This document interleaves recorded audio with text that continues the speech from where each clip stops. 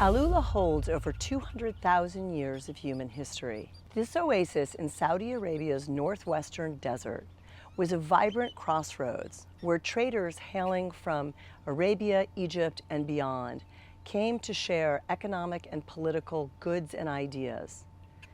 AlUla came to be an economic and political hub of many prosperous Arabian kingdoms, like the Dadan, Lihyanite, and later the Nabateans. Today, it is fast becoming a center for contemporary art and modern Saudi culture. In recent years, the Saudi government has worked diligently to uncover and share the stories that AlUla's ruins hold. As we weave our way through the ancient tombs and mud brick houses set against the dramatic desert, we will explore a millennia of human history and gain a deeper understanding of Saudi Arabia's rich heritage. AlUla can be reached by short flights from Jeddah and Riyadh, and it is sure to be the highlight of a trip to Saudi Arabia. In this episode, we will show you the impressive sights of AlUla, taking you from Dadan to the Old Town, and then over to the colossal Nabatean tombs at Hegra, which rival Petra, the Parthenon, and Machu Picchu. I'm now excited to introduce you to Mrs. Tahani Almahmoud, an archaeologist who will show us around AlUla and introduce us to a Rawis, who is a storyteller of AlUla's ancient sites.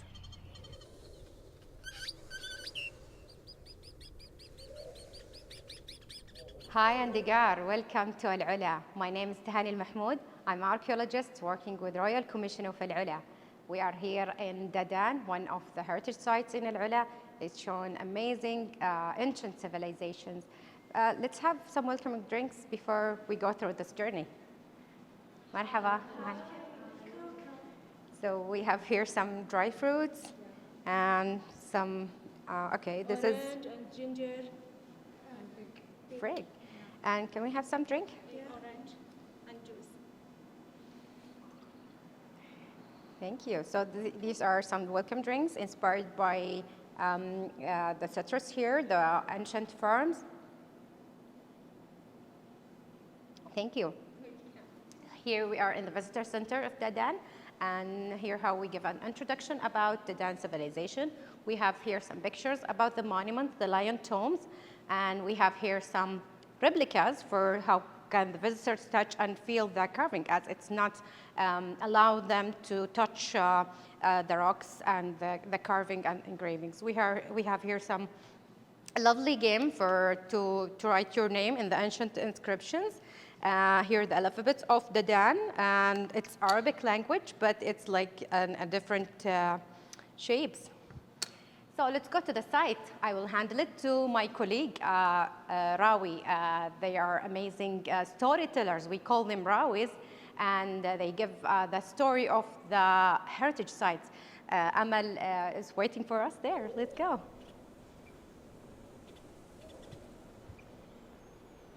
So let us take you on the journey with our amazing Rawis. Amal, please take them in a journey to tell them the story of Dadan, the lion tombs. Welcome to Dadan. So my name is Amal. I'm gonna be, inshallah, the Rawis with you today. So let me take you journey through time. So about the time of Dadan and Lihyan kingdom. So now we are walking by or between the history actually, so to get to know about the old civilization. So we are in Dadan and Lihyan kingdom. So we're talking about history. History started here before 2,900 years ago, about two kingdoms, Dadan and Lihyan. Actually, we have several things about this site, or several theories about this kingdom. Some of them believe that Dadan, it was the name of the area, and the royal family called Lihyan. So the other one disagree. They said Dadan is a kingdom start in the 9th century, and Lihyan is a kingdom start in the 6th century. So we agree that we have two kingdoms. They chose AlUla to building their kingdom. And Dadan, she was the capital city of Arab Peninsula in the past. So as you can see now, we are in front of the lion tombs, one of the most important actually, one of the most important mountain here in AlUla, which is the lion tombs. As you can see, we have, did you see the small holes here? they are tombs actually. We call them the lion tombs because we have 4 lions in the mountain, as you can see. And usually they have idea. So usually they take care of the tombs more than the houses. So they believe there is another life. So all the civilization, when they settled here in AlUla or in an Arab peninsula, so they believe there is another life. So that's why they choose the mountain to be, or to carving their, to carve their tombs. Usually the lions, it's symbol for the power actually. So we have more than 700 tombs here in the mountain.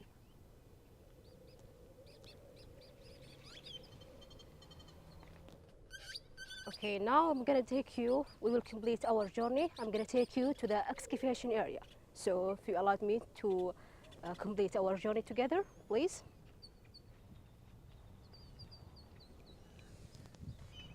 Right here, from here.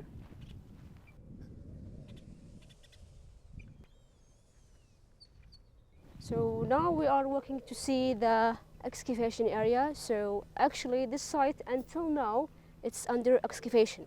So we are working now almost more than 10 years. We are excavation and working and about the old city. So here we have actually when we start working the digging and excavation, the only thing that we discovered here, it's the temple.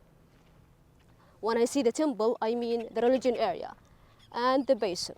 So we believe that they they actually built this temple for the famous god that they worship it. And they call it Dhu Ghaiba. So that's the main or the famous god that Dadanite and Lihyanite worship it. So as you can see, it's right here in the middle.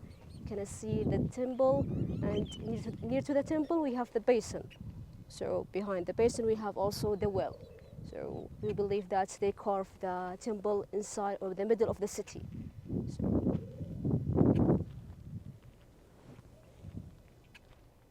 and also, if you focus, it's in the middle, and we believe also it's surrounded by the houses.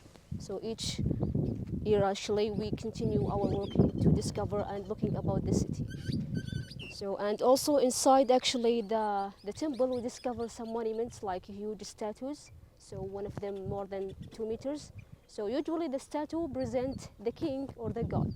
So it's symbol usually for the king.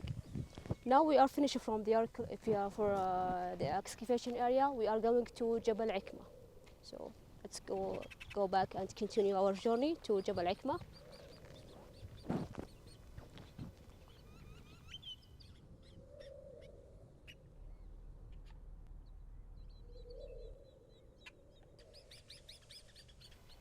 Okay, we are here in Jabal Ikmah. It is the open library for Dadan and Lihyan civilization.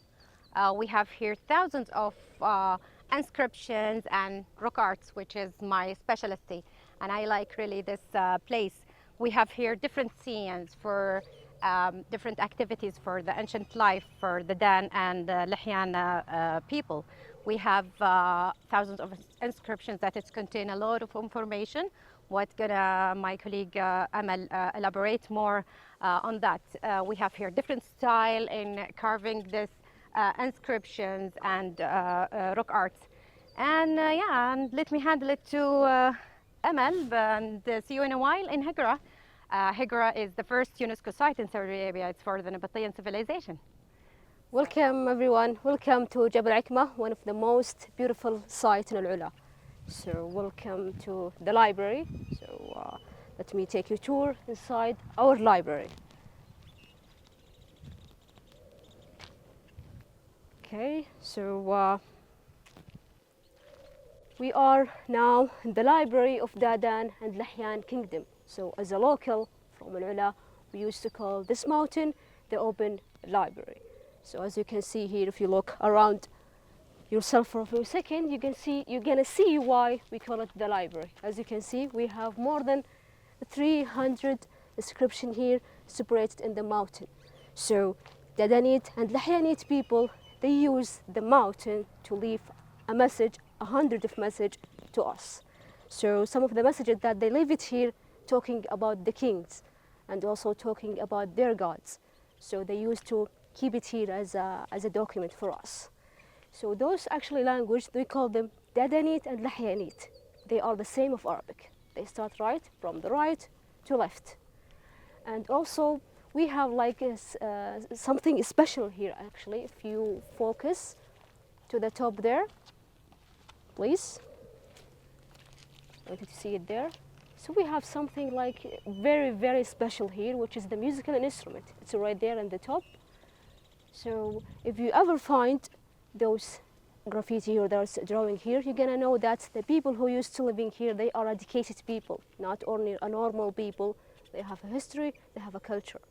So this is my favorite actually site, which is the library. So thank you so much for visiting us. Thank you for your time. I know that you are going to Hegra and you will meet my colleague. So have a great time.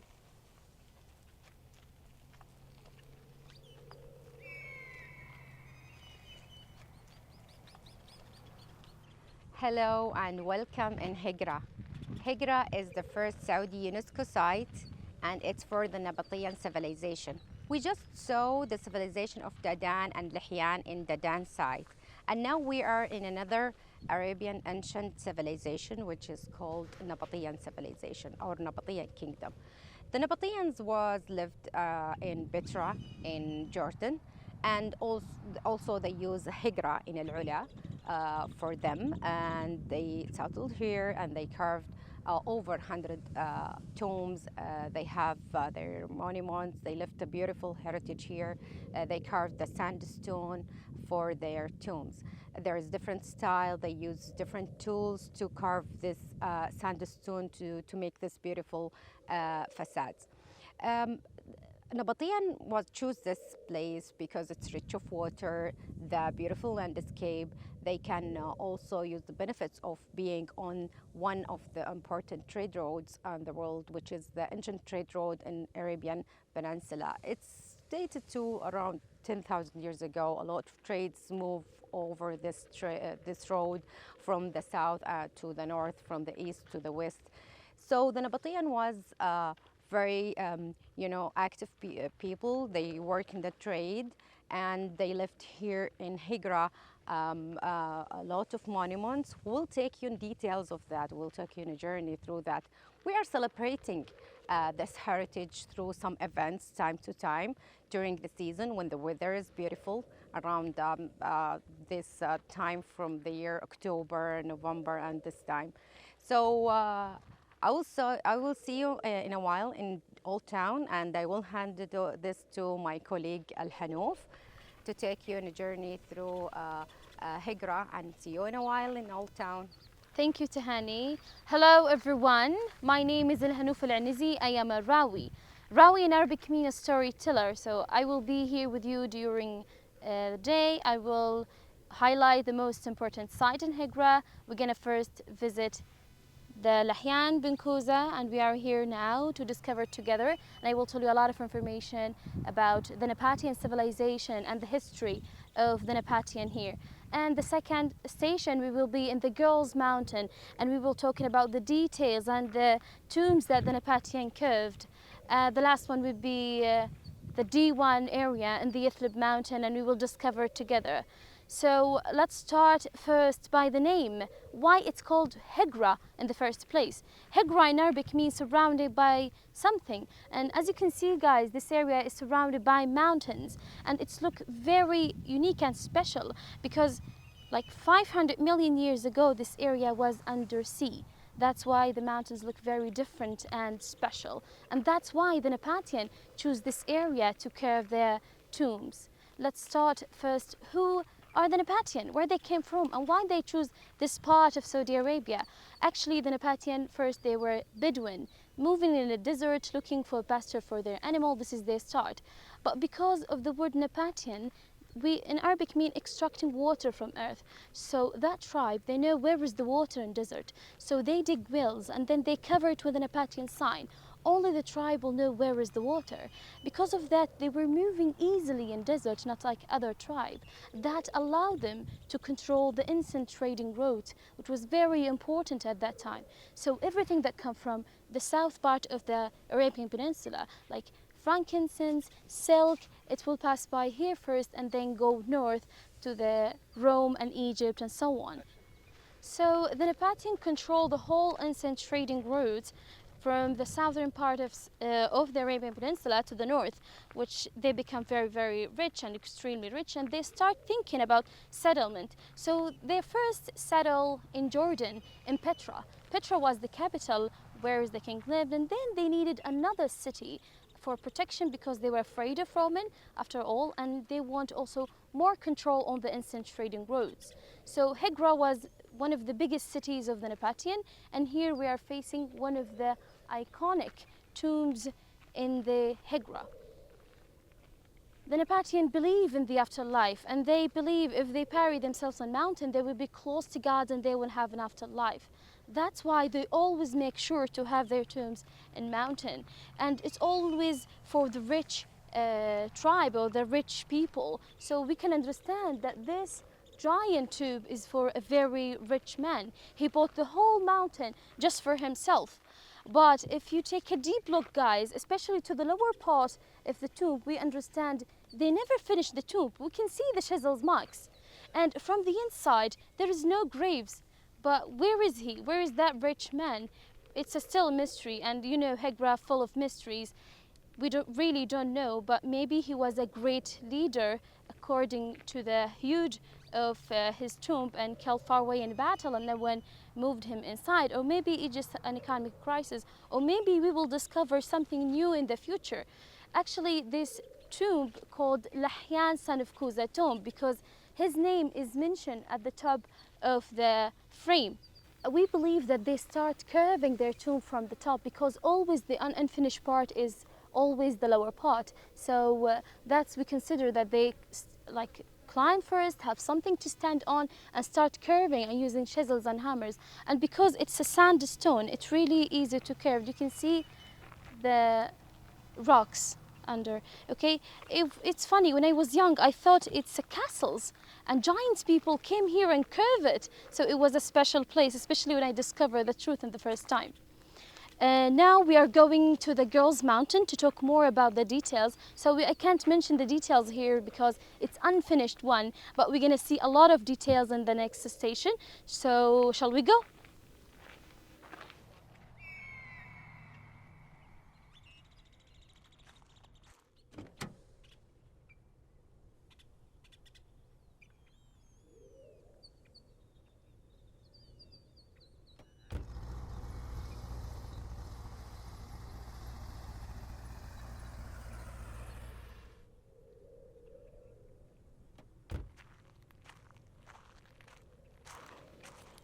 Hello again, and now we are at the girls' mountain, my favorite mountain. We're gonna see a lot of details, so let's discover it together.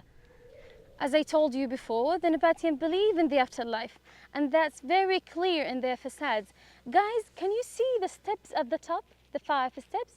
It's mean way to God or heaven, so they believe if someone buried inside, his soul will go through these steps to God directly or heaven. After that, directly, we're gonna see a cornice or decoration. Actually, it's an Egyptian one. On the right and on the left, you can see 2 columns, which are Roman columns. The crown of the columns are Nabatean. So there is a mix of culture here. Why does that happen? The Nabatean were traders, so they were very open to other culture. So they will adapt to everything that they like, and they will bring it and decorate their tombs with it. You can see also there is a woman face in the triangle. Actually, this is Medusa from Greek. So they use Medusa here for protection and to prevent bad luck. Above Medusa directly, we're gonna see an eagle, and it's always there because it represents their chief god, Dushara. Above Dushara, it is the most important things. Guys, can you see that frame? It is called a fundamental inscription. It gives us a lot of information, names, occupations, sometimes curses. So here, it belonged to someone called Eid. He was a leader, and he created this tomb for himself, his mother, his wife, and the children. So the whole family is inside. Sometime, if the tomb belonged to women, they will write a curse as a protection. For example, by the name of the Shara, their biggest, or their top god, they will say by the name of the Shara, I will curse anyone who take out a bone or body out of my tomb. Let's go to the next one. Okay, this mountain is called the Girls' Mountain because in this mountain we have more than 31 tombs. 26 of them belongs to women. That's why we give it that name. Hegra in total have more than 100 elaborated tombs like this, and it always different depending how much money the family has. If they're extremely poor, they only need to get a hole at the top of the mountain, and that's it, without the decoration and the facades. That one is a very special in Hegra because it's belonged to a doctor. His name is Kahlan. So Kahlan at that time, he was very rich and he carved this mountain. The only difference here is the protective face. It's different from the first one. In the first one, they use medusa for protection. Here we have Humbaba or Humbaba, if you ever read Gilgamesh or Gilgamesh epic. You're gonna see the flowers here. It's always there because it resembles immortality and eternal life. The archaeologists believe that this mountain is the most expensive one because it's the closest to residential area. And we're gonna see the details if we reach one of the tombs later on.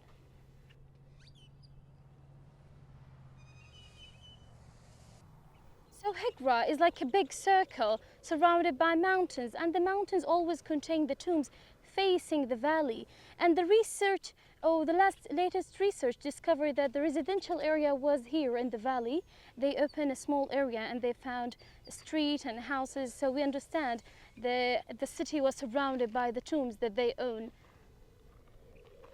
In this area, number 40, it's a very good example, so we can see the details from the inside.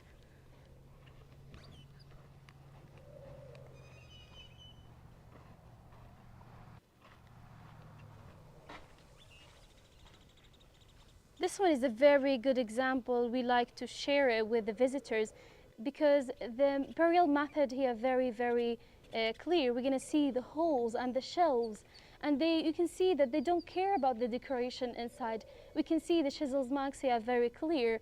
Actually, his rich tomb was open for years, so nothing really found except in one place, which is the Red Mountain. So between 2008 and 2015, they discovered a new tomb, and it was covered by sand, and they found a skeleton for a woman called Haina, daughter of Wahab. It's a great deal right now, and we looking forward for more excavation and working.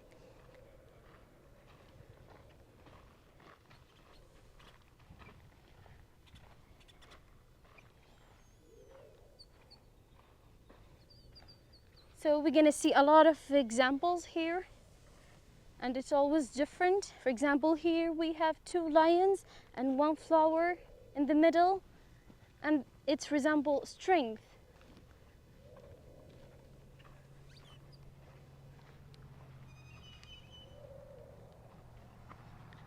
So from this beautiful view, when we're done, we're going to the Ithlib mountain to see the D1 area. So let's go. So guys, you see that beautiful mountains? We will go there inside one of these mountains to see what the Nabatean curve inside. So let's go to Ithlib mountain now.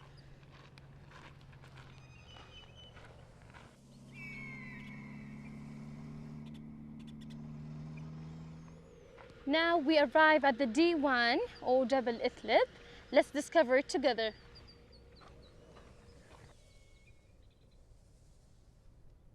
This mountain is very special for the Nabatean.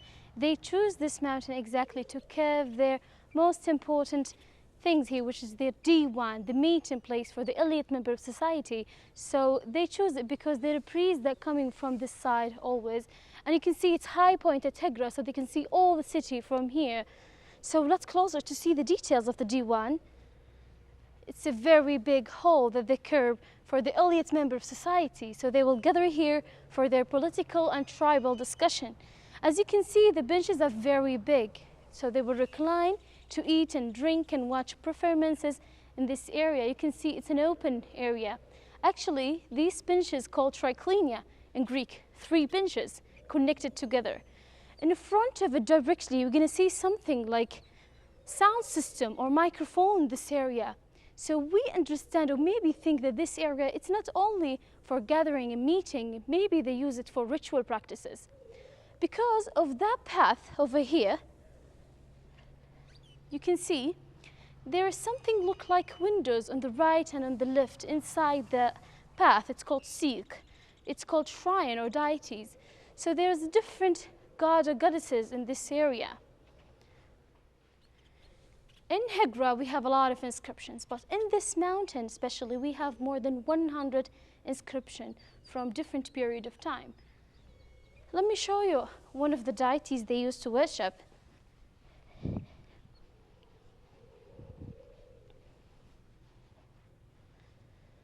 You can feel it's a very peaceful area. This is one of the deities they used to worship at that time. And there is an inscription, a Nabatean inscription over here. It says that someone from Busra, Sham, Syria now, came here and carved his god, and the name of the god is Ara. Next to Ara directly, there is another god or deities for Dushara, their chief god. So we understand they were very peaceful with each other. And don't miss it, guys, so beautiful from this side. So I'm going to show you now a very perfect shrine here that they curved, and also a very special inscription.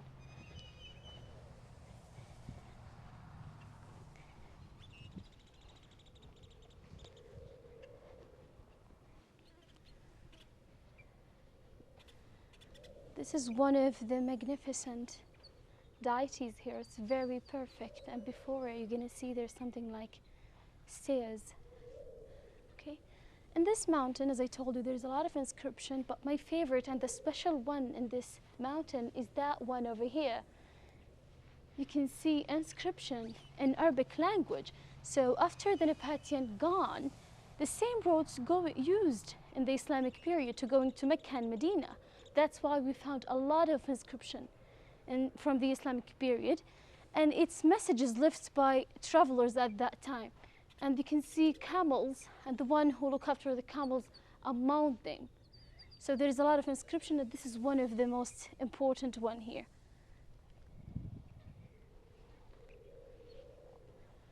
Okay. So now we are done discovering our Sikh and the special place, the D1. We have extra time, so I think maybe we will head to the Red Mountain to discover the burial practices.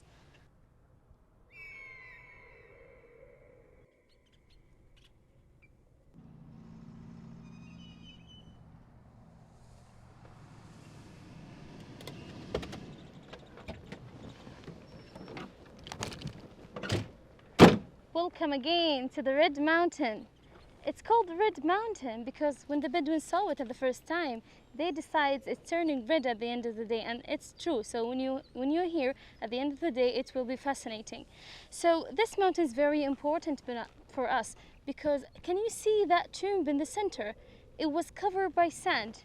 Recently, they discovered a new tomb. No one been here before except the archaeologists, and because of that research, or because of that study, we understand that the Nabatean were similar to Egyptian. They want to preserve their bodies, but they use different techniques. So they use resin, aromatic substances to cover the body, and layers of fabric. And we found here a skeleton for a woman. Her name is Hayna, daughter of Wahb, and she was wearing a necklace made of date, which is very surprising. So because we think she believed in the afterlife, maybe she want to grow the bamma tree in the afterlife, or maybe she want to use it as a currency, or maybe you can guess. Now we are going to see the Red Mountain very close, and we're going to see the twins tomb, which is very special in this mountain. Actually, this mountain considered for the middle class people. So let's discover it together.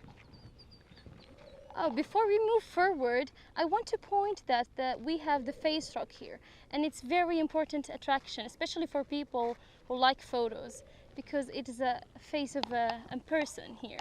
And in AlUla, we are famous with our mountains, and because of the erosion, it always sometimes take abstract shapes like dancers or elephant rock or face rock.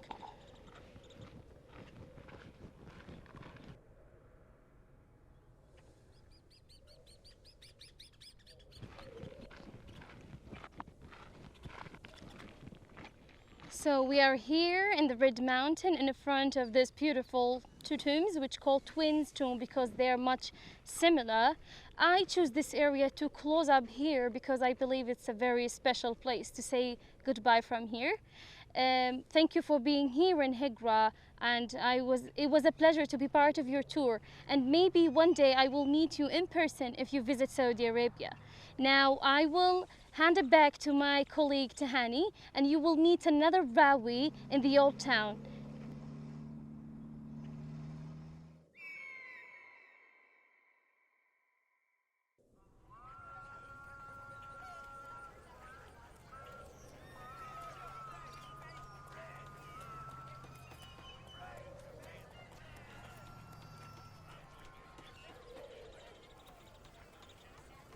Hello and welcome to Old Town.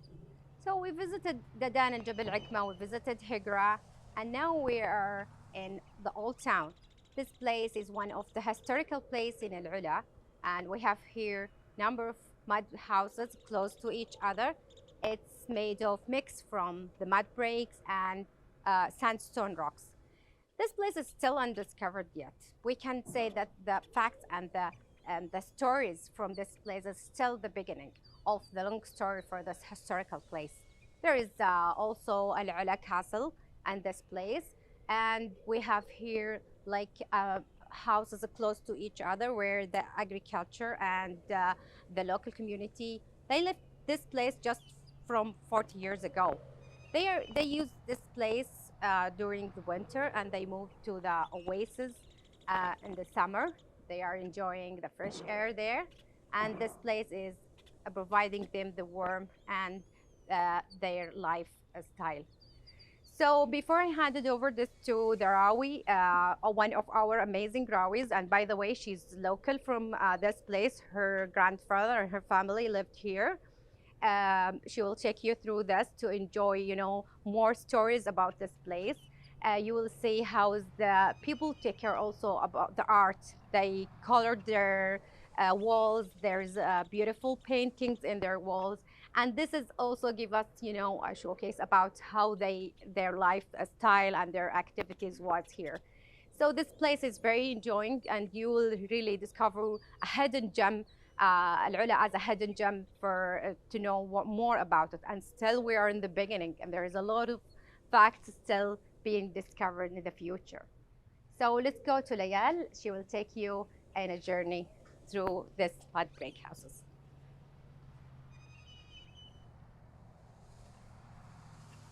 Hello everyone, welcome in AlUla, and this is Layal. I'm one of the Rawi team, the storyteller team, and welcome in the Old Town, which is your third destination that you will visit today. And I actually love and belong to this area a lot because my father, he born in these mud houses and he lived here. Also all my grandfathers, he born and they live in these mud houses. So actually there's a lot of histories or a lot of things in this Old Town, which is you can say behind of me. It's looked like an maze kind of, because they wanted, if there is any enemy or any attack who want to come inside the town, he get lost. And one of the secrets also, they have like 14 main gates. It's open in the morning and then they close it in the night. And if all the tribes, or there is a few tribes, they was responsible about one of these gates. So also if you can look here, you will see the rocks. This road actually get a lot of restoration before, like 10 years ago from now, but we can see these rocks. These rocks is actually, they bring it from Dadan kingdom, which is your last destination. So Dadan is belong to 2,600 years ago from now. So they used to bring these rocks to make the houses and everything, and they start to complete the houses by the mud brick. So they bring the mud and straw together and mix it to make the mud bricks, and then they start to complete them own houses.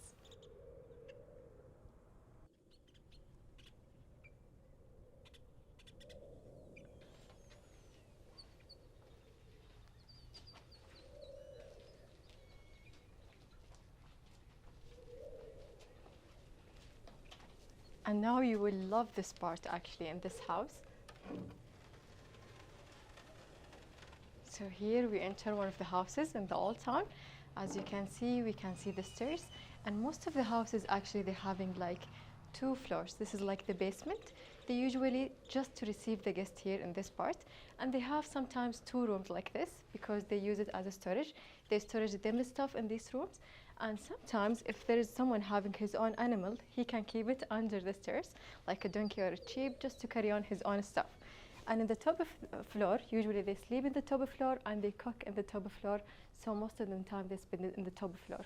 And actually you will love these layers in the top. You will see the palm trees, you will see different layers of mud just to keep the house safe from the rain and everything coming inside the house.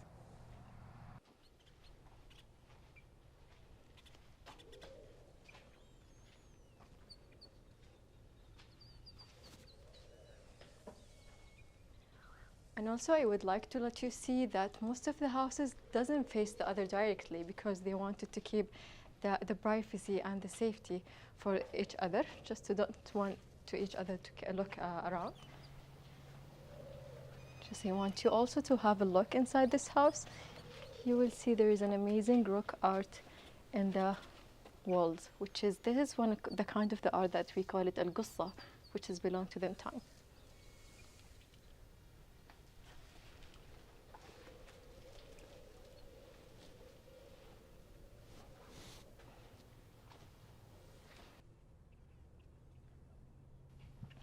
Also, while we're walking, we will not going to see the floor, it doesn't become in one line because they usually wanted to make the raining water coming out from the town. So this is one of the bath or the hall that making the raining water coming out from the city. And also if you look to this bath, we call this bath like a sagifa in our language, which is they use it for the storage stuff because this is them houses only in the winter. In the summer, actually, they start to move to them houses in the farms. So that means all the families or every family that they're having another house in the farms. So in this part, we usually didn't let the visitors go inside because this bath here, there's a new thing that happened, which is they start to prepare a new project, which is a boutique hotel, will happen inside this town. So as you can see, they start to fix most of the houses and most of the routes just to make the visitors came here maybe in the next year.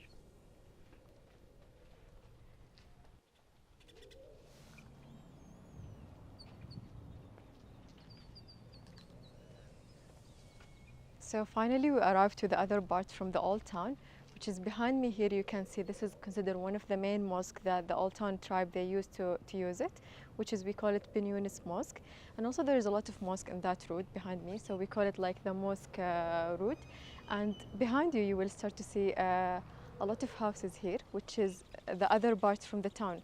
So this is like showing to us them houses in the summer actually, because as I said to you before, all the old town people they're having another houses in the farms. So this is considered them houses in the farms, which is more cold to them, and they used to use it at that time.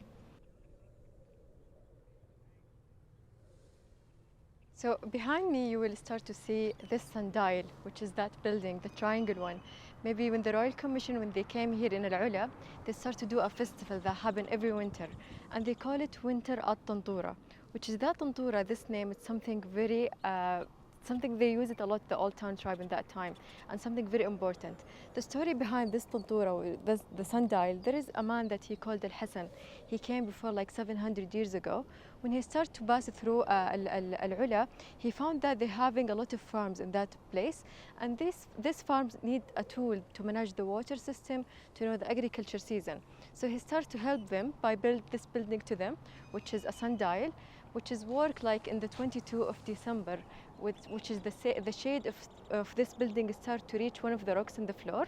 And that rock was like, in that time, the old town people, they start to know about the winter when it came in AlUla directly. And they start to do a festival every winter. And the Royal Commission, they know about this story, and they make this festival every year until now. So you should visit us in the 22 of December in this year.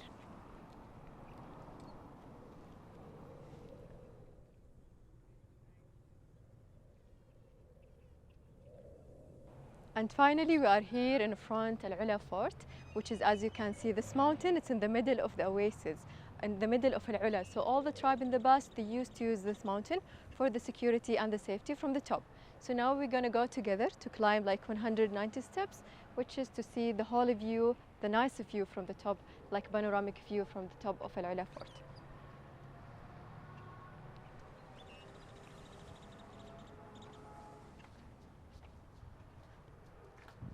Okay, so let's stop here for a while just to see this. which is this signage here talk about there is the AlUla tribe. They used to have a main tribes, the local people in that time, which is they called Al-Hilf wal-Shkek. And this part they say that it belongs to the Shkek tribes, and that other part from the other side, it's belong to Al-Hilf tribe.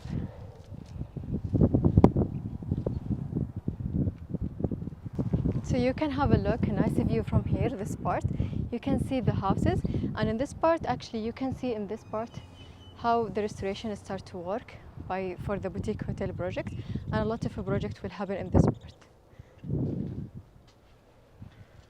And also here we can see the signage that talking about one of these rocks. This belonged to the time for the Dadan and Lihyan tribe. And as I said to you before, this mountain is an original mountain that all the tribes in the past, they used to use it.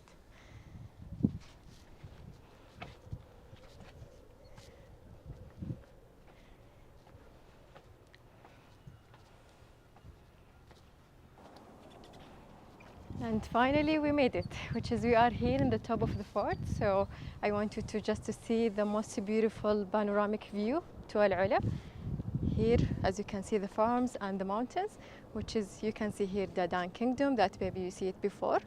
And here we can start to see the houses for the local people.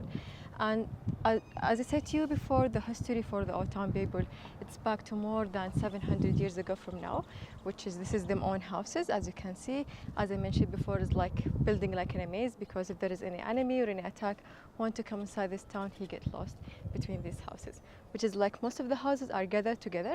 And also we can see here they have more than 900 houses in the site.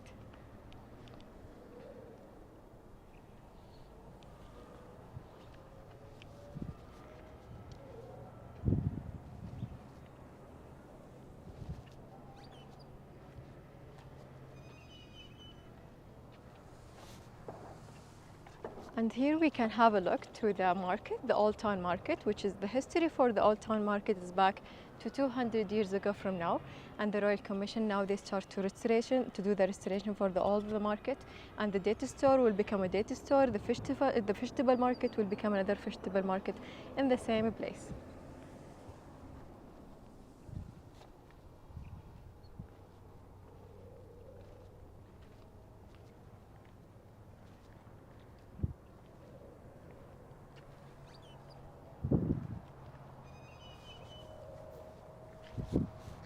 And here also we will start to see another view for the houses, which is, I guess, my father's house. He is one of these houses here in this part.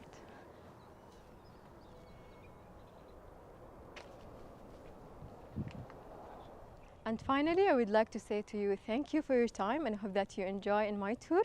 And now I'll give you back to Tahani, that she will show to you the elephant rock.